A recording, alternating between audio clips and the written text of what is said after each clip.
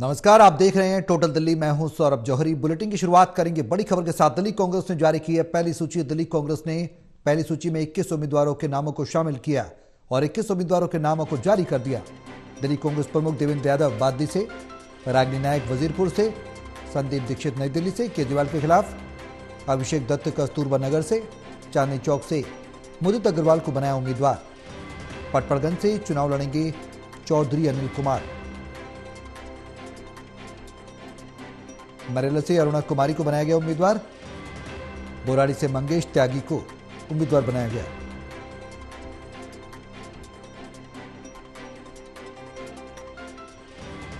तो दिल्ली कांग्रेस ने पहली सूची जारी की है, तमाम नामों को शामिल किया। 21 उम्मीदवारों के नाम जारी किए हैं। एक एक नाम हम आपको बता रहे हैं। दिल्ली कांग्रेस प्रमुख देवेंद्र यादव बादली से चुनाव लड़ेंगे। रागिनी नायक वजीरपुर से, संदीप दीक्षित नई दिल्ली से, अभिषेक दत्त कस्तूरबा नगर से और चांदनी चौक से मुदित अग्रवाल को उम्मीदवार बनाया। पटपड़गंज से चुनाव लड़ेंगे चौधरी अनिल कुमार। नरेला से अरुणा कुमारी को बनाया गया उम्मीदवार। दिल्ली कांग्रेस ने पहली सूची जारी कर दी है।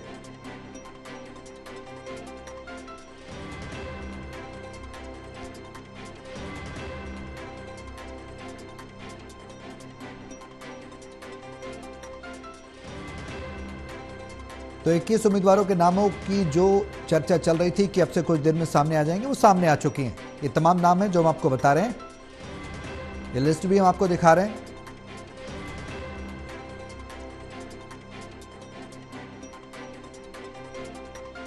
हमारे सहयोगी जितेंद्र शर्मा हमारे साथ हैं। ज्यादा जानकारी के लिए फोन लाइन पर सीधे उनका रुख करेंगे। जितेंद्र, दिल्ली कांग्रेस ने उम्मीदवारों के नामों की सूची जारी की है, क्या कुछ जानकारी है?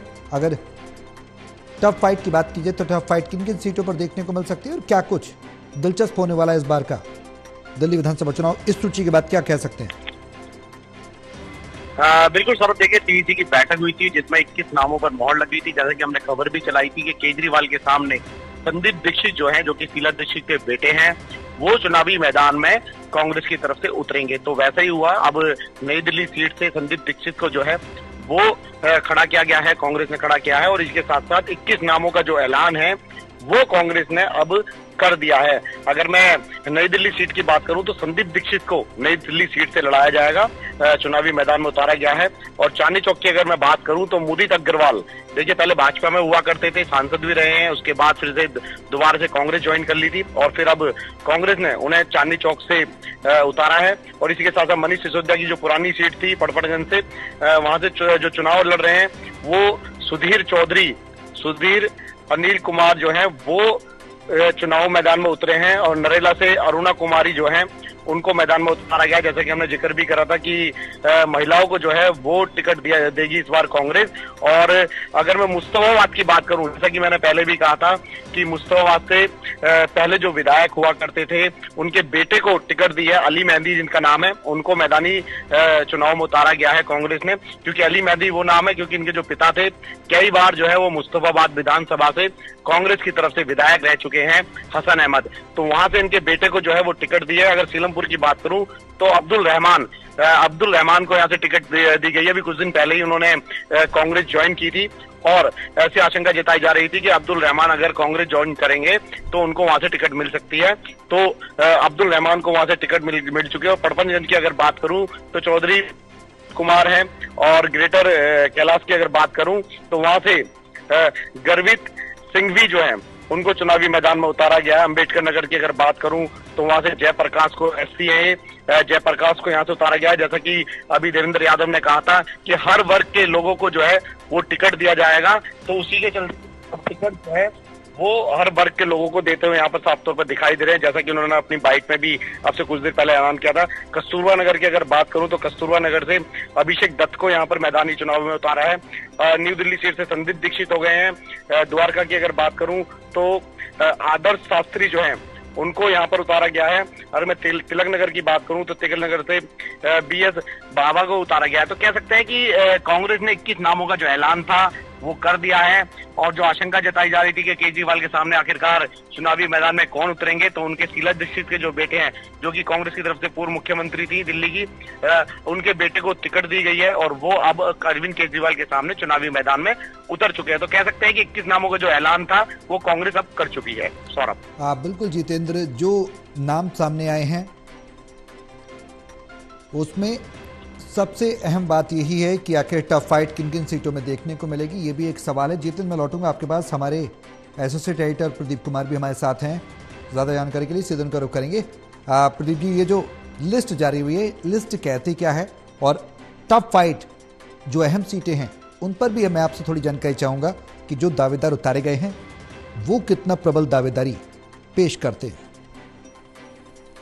देखिए, कांग्रेस ने चौंकाते हुए पहली लिस्ट का ऐलान कर दिया है, तो निश्चित तौर पर एक बड़ी लड़ाई का इशारा यहाँ पर मिलेगा दिल्ली के चुनावी रण में।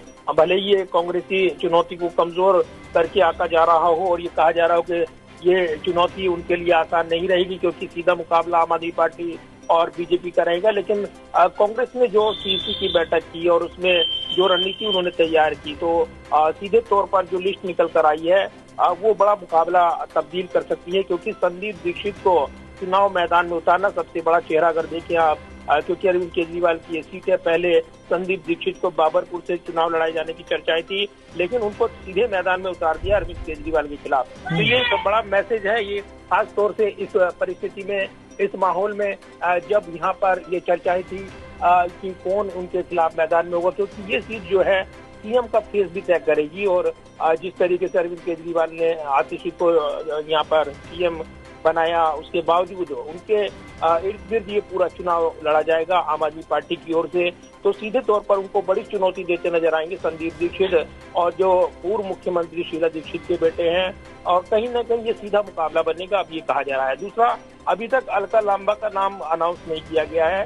चांदनी चौक से उनको चुनाव मैदान में उतारा जाएगा नई दिल्ली सीट से, इसको लेकर सस्पेंस बना हुआ था, लेकिन ये सस्पेंस साफ हुआ। चांदनी चौक से जो जयप्रकाश के बेटे हैं, जो पूर्व सांसद रही हैं जयप्रकाश अग्रवाल, उनके बेटे मुदित अग्रवाल को टिकट मिला है। इसके अलावा भी जो अनुभव की बात करें तो हारून यूसुफ बल्ली मारन सीट से चुनाव लड़ेंगे। इसके अलावा सुल्तानपुर माजरा से पूर्व विधायक जय किशन को ही चुनाव मैदान में उतारा गया है।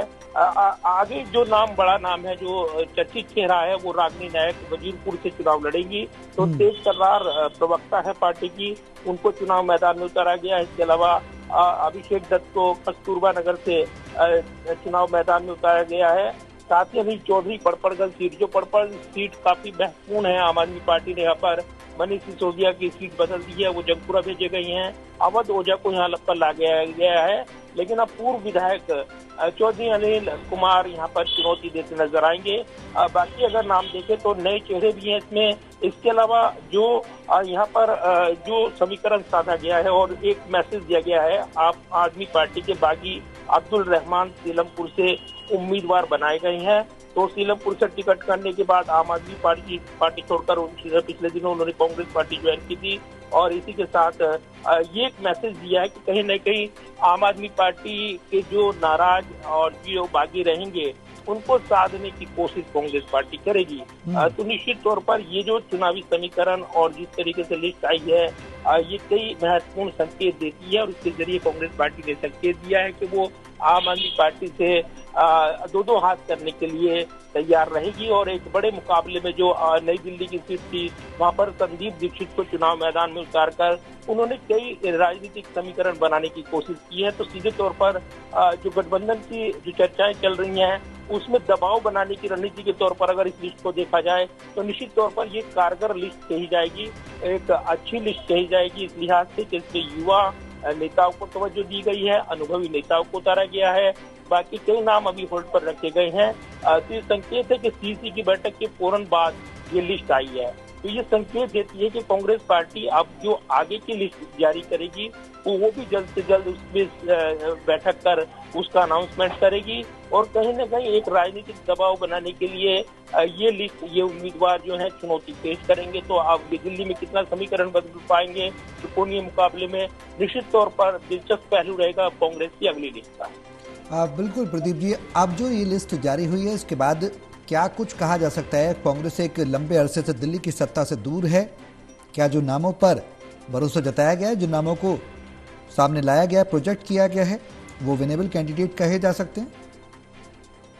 देखिए, कांग्रेस इस मुकाबले में जो शून्य से शुरुआत करेगी, उसके पास पाने के लिए काफी कुछ रहेगा, खोने के लिए कुछ ज्यादा नहीं है, क्योंकि शून्य से शुरुआत कर वो अगर आगे बढ़ेंगे तो वो फायदे में ही रहेंगे। कहेंगे वोट बैंक को साधना है, दूसरा अपना जो वोट प्रतिशत है उसको बरकरार रखने की चुनौती है। अगर गठजोड़ नहीं होता है अंतिम तौर पर, तब ये निश्चित तौर पर कहा जाएगा कि कांग्रेस पार्टी को तो चुनाव मैदान में उतरना ही पड़ेगा और कहीं न कहीं मैसेज देना पड़ेगा कि उनकी राजनीतिक धमक जो रही है वो उसमें कहीं न कहीं कमजोर भले ही हो गए हों, लेकिन वो अभी भी बरकरार हैं और इसीलिए वोट बैंक के लिए यहाँ से ये मैसेज देना जरूरी है। उम्मीदवार मजबूत हों और वो अपनी लड़ाई लड़ते नजर आए। अब उम्मीदवारों के इर्द गिर्द भी ये लड़ाई सिमटेगी, ये कहा जाएगा। दूसरा, जिस तरीके से खोए जन आधार को वापस पाने की जद्दोजहद है, ये लड़ाई दिलचस्प होगी। और अगर गठजोड़ नहीं होता है तो जिस तरीके से हमले होंगे और जिस तरीके से राजनीतिक वार पलटवार होंगे, आम आदमी पार्टी को निशाने पर लेना पड़ेगा, कांग्रेस के शीर्ष नेताओं को भी।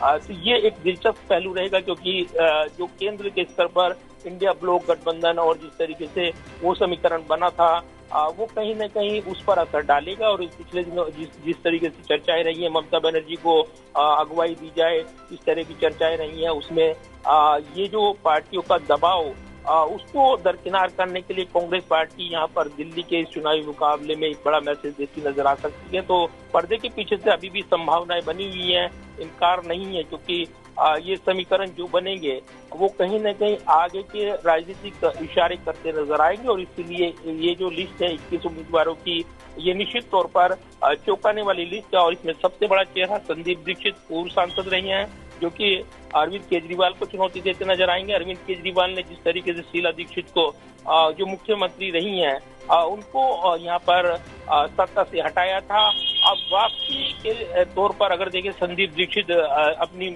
माता शीला दीक्षित के कामकाज को और जो उनकी परंपरागत सीट रही है उस पर वो अगर सीधे तौर पर मुकाबले में आते हैं और यह मुकाबला बदल देते हैं तो एक बड़ा राजनीतिक मैसेज देते नजर आएंगे। लिहाजा इस सीट पर अब तमाम नजरें रहने वाली हैं। बिल्कुल प्रदीप जी, 2 सीटें बात की जाए तो 2 पार्टियां खासकर मुख्य मुकाबले में है, मुख्य धारा के मुकाबले में बीजेपी और आम आदमी पार्टी। ऐसे में जो पार्टी एक लंबे समय से सियासत से दूर रहती है उसके लिए कितना कठिन रहता है सियासी तौर पर अगर देखा जाए तो वापसी करने एक लंबे अरसे बाद? क्या समीकरण बैठ पाते हैं, क्या नहीं बैठ पाते हैं? उन पहलुओं की अगर एनालिसिस की जाए तो वो पहलू क्या कहते हैं? दिल्ली की सियासत क्या कहती है? क्या शीला दीक्षित वाला समय संदीप दीक्षित पर लोग भरोसा जताएंगे? क्या उतना फेमस वो चेहरा है, लोगों के बीच उनकी पकड़ है जो केजरीवाल को सीधी टक्कर दे पाए? देखिए, कांग्रेस ने एक ये जो लिस्ट जारी की है और उसमें जिस तरीके से उन्होंने ये कांग्रेस के उम्मीदवारों के जरिए आम आदमी पार्टी के उम्मीदवारों पर सीधा ये मैसेज देते हुए दबाव बनाने की कोशिश की है, वो कितनी कारगर होगी ये निश्चित तौर पर निगाहों में रहने वाला है। ये मुकाबला आसान जो नजर आता है राजनीति में, कई बार वो मुकाबला जब जमीन पर लड़ा जाता है तो समीकरण बदल जाते हैं कई बार। और इसलिए परंपरागत वोट बैंक की बात करें, क्योंकि आम आदमी पार्टी जिस तरीके से लगातार सत्ता में बनी हुई है लेकिन एंटी इनकम्बेंसी फैक्टर से जूझ रही है, ये कहा जा रहा है। दूसरा, कई मामले जो रहे हैं वो राजनीतिक तौर पर उनके लिए चुनौती पेश करेंगे। और इसलिए बीजेपी का परंपरागत वोट बैंक जो 35 से 36% का उनके पास रहा है, लेकिन सबसे ज्यादा नुकसान उठाना पड़ा है कांग्रेस पार्टी को, क्योंकि आम आदमी पार्टी मजबूत हुई तो कांग्रेस के जनाधार पर उसने दिल्ली में अपनी सत्ता हासिल की थी और लगातार अरविंद केजरीवाल एक बड़ी चुनौती बने रही हैं। लेकिन अब समीकरण देखें तो निश्चित तौर पर जो राज्यों का चुनावी मुकाबला हुआ, हरियाणा के बाद महाराष्ट्र का, उसके बाद कांग्रेस बहुत अच्छा परफॉर्मेंस नहीं कर पाई, लेकिन फिर भी दिल्ली के चुनावी मुकाबले में पूरी तरीके से कांग्रेस को नकार देना राजनीतिक विश्लेषक ये कहते हैं कि कहीं न कहीं सीटों पर प्रभाव डालने वाला, यानी अगर वो बहुत अच्छी सीटें भी हासिल नहीं कर पाएंगे फिर भी मुकाबले में अगर वो कड़ी चुनौती पेश करते हैं तो आम आदमी पार्टी के लिए कई सीटें हराने की वजह बन सकती हैं। जैसे कि हमने हरियाणा में देखा जहां पर कांग्रेस मजबूत थी, लेकिन काफी सीटों पर आम आदमी पार्टी के प्रभाव के चलते नुकसान उठाना पड़ा। नजदीकी मुकाबले में बीजेपी के कैंडिडेट चुनाव जीत गए और इसलिए उनका फैक्टर वहां पर काम करा। तो दिल्ली में भी ये रिवर्स गियर साबित हो सकता है, ये कहा जा रहा है, और इसलिए आम आदमी पार्टी के लिए चुनौती है। ठीक है, बहुत शुक्रिया प्रदीप जी तमाम जानकारी साझा करने के लिए। तो कहीं ना कहीं ये लिस्ट जो है कई मायनों में बेहद खास हो जाती है। 21 नामों को जो ऐलान किया गया है उसमें सबसे बड़ा नाम संदीप दीक्षित का है, जो अरविंद केजरीवाल के खिलाफ नई दिल्ली से चुनावी मैदान में। अब देखना होगा सियासत दिल्ली की इस बार क्या कहती है। आगे और भी लिस्ट कांग्रेस की जारी होंगी, किन किन कैंडिडेट्स पर वो मोहर लगाएगी, किन किन नामों को पर वो भरोसा जताएगी, देखने वाली बात होगी। बहुत शुक्रिया।